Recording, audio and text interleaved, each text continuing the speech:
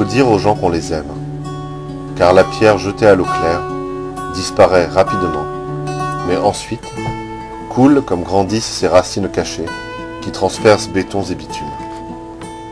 La pierre glisse lentement pour atteindre les profondeurs du torse et y demeurer sereine à jamais, entourée de vie et de palpitations. Poisson rêve, carpe multicolore. Parle à ton cœur et dis-lui que tu l'aimes, car il guide les hordes sauvages et les souffles du printemps, et comme l'ami, il n'est point infaillible. C'est dans ses faiblesses que résident ses beautés.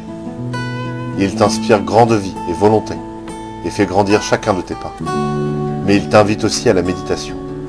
Dans les tragédies et les échecs, écouter la rythmique du cœur, c'est savoir où se trouve la voie à suivre. Et l'arythmique du cœur est aussi un signe. L'alerte, la vague qui s'abat, le chêne ployé sous la tempête. Réapprendre à tendre les flèches, à accorder l'instrument désaccordé. À la manière de l'eau et du fleuve, laisse glisser les gravats, les rochers, les branchages, les navires de guerre et les blessures de tes ennemis. Il est alors temps d'apprendre à exister et de saisir notre chaos, taches de peinture, gestes vifs, sens en éveil et crinière de lion, montrer les crocs et caresser les cheveux, faire l'amour et fumer du tabac brun, libérer les zèbres de leur cage, faire un grand feu et danser sur les braises du passé, au rythme du cœur. Je n'ai pas encore assez dit aux gens que j'aime à quel point mon cœur est silencieux lorsqu'ils sont loin de lui, et à quel point l'infinité des sentiments ne suffit toujours pas. Et même dans la solitude du travail, du noir rocher ébène porté sur le dos, par nous tous les Sisyphes, les Prométhéens, notre cœur, toujours agité, ne demande qu'à chanter.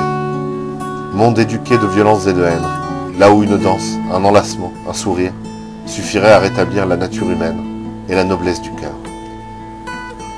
J'ai appris à vivre avec mon cœur, que je laisse flâner sans contrainte, sans jamais tenter de le dresser. Dans la contemplation et le silence, alerte à ses mouvements et ses vagues, la pensée n'est qu'un prolongement de cette graine qui bat obstinément et dont la fleur épanouie n'est autre que la bienveillance.